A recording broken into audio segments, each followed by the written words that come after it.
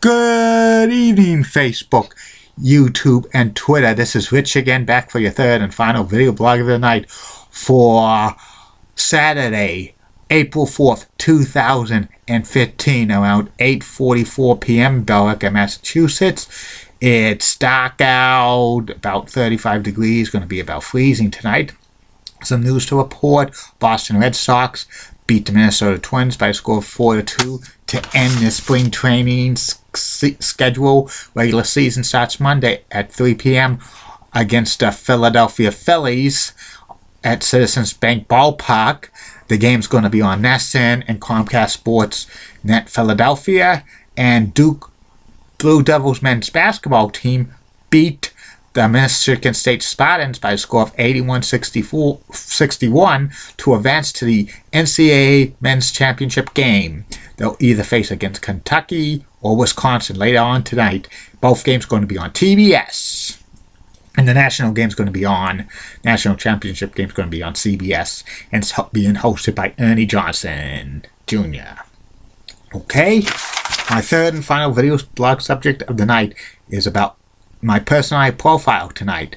My personality profile tonight is about one of the most famous baseball players in Major League history. I'm talking about the Yankees Clipper, Joe DiMaggio, number 5 for the New York Yankees. He spent his entire career with the Yankees. Joe DiMaggio was an outfielder. He's famous for hitting in 56 straight games in 1941. Joe was born in Martinez, California, and he grew up in San Francisco, California. He was parents of Italian immigrants, and his father was a fisherman, and he wanted all of his 5 sons to be fishermen when they grew up. But Joe was not interested in becoming a fisherman. He was interested in one thing. He was interested in to become a Major League Baseball player. When he was a teenager, he played semi-pro baseball. And when he got old, like when he was 18 years old, he signed with the San Francisco Seals of the Pacific Coast League, which was then kind of an independent league from Major League Baseball, which still was kind of considered AAA. He played for the San Francisco Seals 4 seasons, was an outfielder in 1933. He had a 61-game hitting streak. Amazing. In 1934, the New York Yankees signed Joe to a contract to acquire his Major League Baseball rights for an unbelievable $50,000 in 1934. That was big money because it was the height of the Great Depression. And Joe continued with the Seals, and then in 1936, he made his Major League Baseball debut in May 3rd, 1936, with the New York Yankees. He comes from a baseball family. His brothers Vincent and Dom were Major League Baseball players.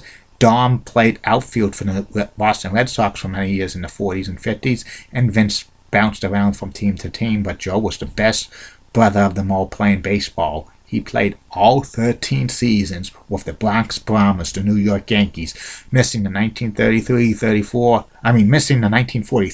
44, and 45 season by serving in the United States Army during World War II. And he had amazing stats. 13 times he played in the All-Star game, all 13 seasons. That's amazing. 9 times he was on a World Series winner for the New York Yankees. That's a very amazing as well. 11 out of his 13 seasons in the big leagues, he hit at least 20 or more home runs. 2 times he was the AL the AL home run champion. 9 times out of his 13 seasons in the big leagues, Joe had 100 RBI seasons, and 2 times he was the AL RBI champion. 11 times he hit 300 or more in a season, and 2 times he was the AL batting champion. 3 times he was the AL's most valuable player. Two times he had 200 hit seasons. But what Joe DiMaggio was famous for is holding the Major League Baseball record of hitting in 56 straight games.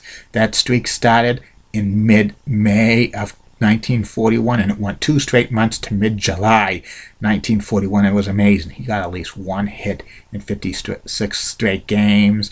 This was at a time where pitching, a lot of the starting pitchers would go 9 innings, so it was kind of easy. He didn't have to face relief pitching, big-time relief pitching, and that record might never be broken because of like the relief pitching they have now in baseball, plus the pressure of that.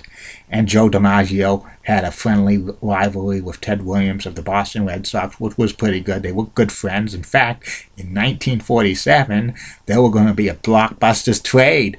The New York Yankees were going to trade Joe DiMaggio to the Boston Red Sox for Ted Williams, but the Red Sox wanted an outfield prospect by the name of Lawrence Berra, who's Yogi Berra, and the Yankees said, absolutely not. You're not. They told him, we're not going to give Berra, so the deal was called off. But I don't know if that would have changed the course of history. I don't know if Joe DiMaggio would have been a good player at Fenway Park or Ted Williams at Yankee Stadium, but thank God that never happened. And Joe DiMaggio retired after the 1951 season with these stats: a .325 batting average, 361 home runs, 1,537 RBIs, and 2,214 hits.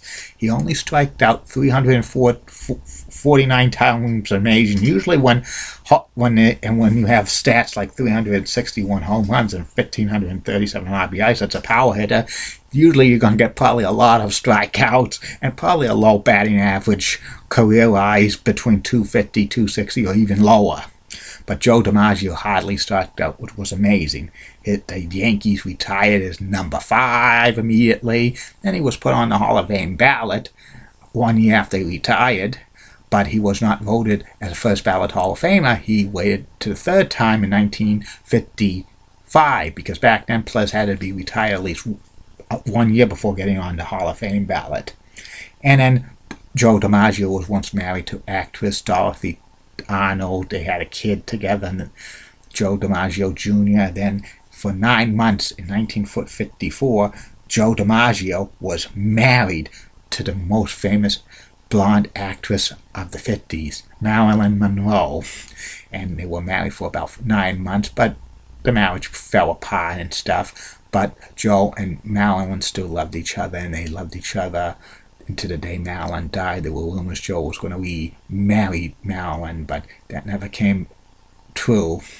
And then part of the will that Joe had for Marilyn, that every day a rose was placed on Marilyn Monroe's gravestone until like the day Joe DiMaggio died.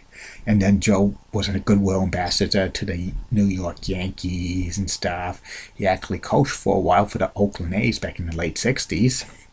And then he became a spokesperson for Mr. Coffee on television commercials and ads from the 1970s to the 1990s. That gave him a lot of money and stuff, and a few other advertisements. And he also did a lot of card shows and stuff, because Joe DiMaggio at his peak only made $100,000 a year, but that was big money for any athlete back in the 40s and 50s. Many of the ball players had to get second jobs during the off season because they didn't make millions and millions of dollars. Joe DiMaggio continued to be a Yankees goodwill ambassador, but his health was failing. 1998, he was hospitalized for pneumonia, and he spent most of the last few months of his life in the hospital, and he passed away in March of 1999 at the age of 84. And it was a very sad day when Joe DiMaggio passed, but Joe DiMaggio is probably one of the top 10 famous baseball players of all time. And Joe DiMaggio. That's about it on that. I will be back tomorrow, Facebook, YouTube, and Twitter, with 3 more video blogs. First video blog of the day will be about ESPN's Baseball Tonight.